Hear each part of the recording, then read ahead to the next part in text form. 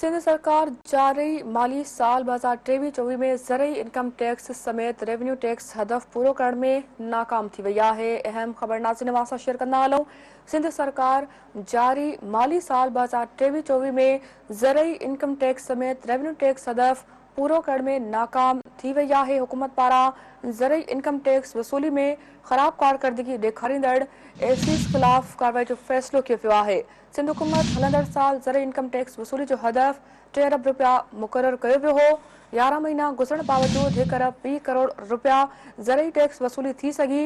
Board of revenue पारां हदफ पूरो करण जे लाइ सूबे ऐं डिवीज़नल सतह ते सेल क़ाइमु करण जो फ़ैसिलो कयो वियो आहे।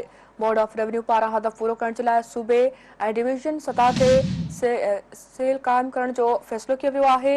अवां खे आगाह कंदा हलूं। सिंध सरकार जारी माली साल 2023-24 में ज़रई इनकम टैक्स समेत रेवेन्यू टैक्स हदफ पूरो करण में नाकाम थी वई आहे। हुकूमत पारां ज़रई इनकम टैक्स वसूली में ख़राब कारकर्दगी ॾेखारींदड़ एसीज़ ख़िलाफ़ कार्रवाई जो फ़ैसिलो कयो पियो आहे। सिंध हुकूमत हलंदड़ साल ज़रई इनकम टैक्स वसूली जो हदफ 3 अरब रुपया मुक़ररु कयो हो। 11 महीना गुज़रण बावजूदि 1 अरब 20 करोड़ रुपया ज़रई टैक्स वसूली थी सघी। बोर्ड ऑफ रेवेन्यू पारां हदफ पूरो करण जे लाइ सूबे ऐं डिवीज़नल सतह ते सेल क़ाइमु करण जो फ़ैसिलो कयो वियो आहे।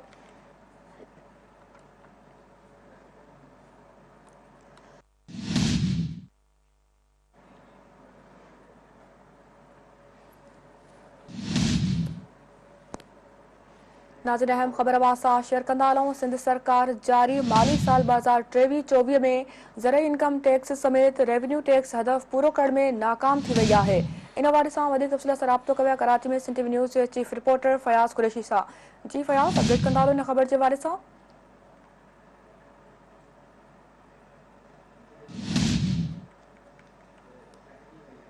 राब्तो मुनक़ता थी वियो आहे। अवां खे अपडेट कंदासीं। सिंध सरकार जारी माली साल 2023-24 में ज़रई इनकम टैक्स समेत रेवेन्यू टैक्स हदफ पूरो करण में नाकाम थी वई आहे। हुकूमत पारां ज़रई इनकम टैक्स वसूली में ख़राब कारकर्दगी ॾेखारींदड़ एसीज़ ख़िलाफ़ कार्रवाई जो फ़ैसिलो कयो वियो आहे।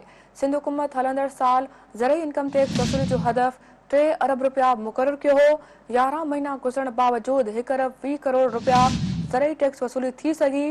बोर्ड ऑफ रेवेन्यू पारां हदफ पूरो करण जे लाइ सूबे ऐं डिवीज़न सतह ते सेल क़ाइमु करण जो फ़ैसिलो कयो वियो आहे। राब्तो बहाल थी चुको आहे फयाज़ कुरैशी सां। जी फयाज़, अपडेट कजो इन अहम ख़बर जे बारे सां।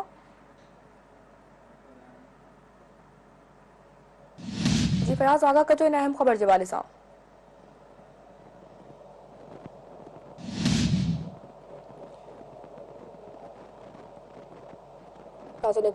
राब्तो मुनक़ता थी वियो आहे। वहां खे आगाह कंदा हलूं। हुकूमत पारां ज़रई इनकम टैक्स वसूली में ख़राब कारकर्दगी ॾेखारींदड़ एसीज़ ख़िलाफ़ कार्रवाई जो फ़ैसिलो कयो वियो आहे। सिंध सरकार जारी माली साल 2023-24 में ज़रई इनकम टैक्स समेत रेवेन्यू टैक्स हदफ पूरो करण में नाकाम थी वई आहे। राब्तो बहाल थी चुको आहे फयाज़ कुरैशी सां। जी फयाज़, आगाह कजो। बिल्कुल फराज, सिंध सरकार के जारी माली साल 2023-24 में जो ज़रई टैक्स समेत जो रेवेन्यू टैक्सन जा हदफ हुआ वो न सिर्फ सिंध हुकूमत पूरो करण में नाकाम थी चुकी है, बल्कि सिंध हुकूमत पारा ज़रई इनकम टैक्स वसूली में ख़राब कारकर्दगी ॾेखारींदड़ जो असिस्टेंट कमिश्नर आहिनि सूबे जा, उन्हनि के ख़िलाफ़ कार्रवाई करण जो फ़ैसिलो करे छॾियो आहे।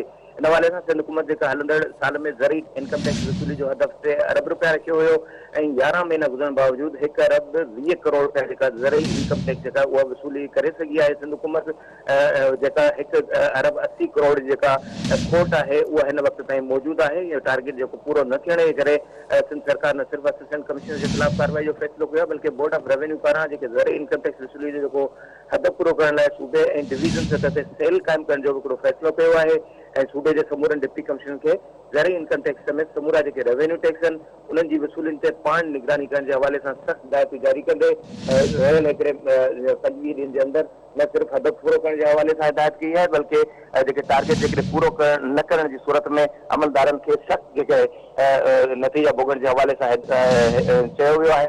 अगरि जेकॾहिं उन्हनि पंहिंजी कारकर्दगी न ॾेखारी त उन्हनि खे चयो वियो त उहे पंहिंजी सीटुनि ते न रहंदा, त उहे पंहिंजी न सिर्फ़ जे हवाले सां उन्हनि खे सख़्तु हिदायतूं जारी कंदे चयो वियो आहे त पंहिंजो टारगेट पूरो करे जेका रेवेन्यू कलेक्शन आहे उहो हुकूमत खे पंहिंजे टारगेट मूजिबि ॾिनी वञे, बल्कि हमेशह सरप्लस में जेका वसूली थींदी आहे हिन दफ़े लॻभॻि 40% वसूली थी सघी आहे। त इहो हदफ जेको पूरो करण जे हवाले सां सख़्तु टारगेट ॾींदे हिदायतूं जारी कयूं।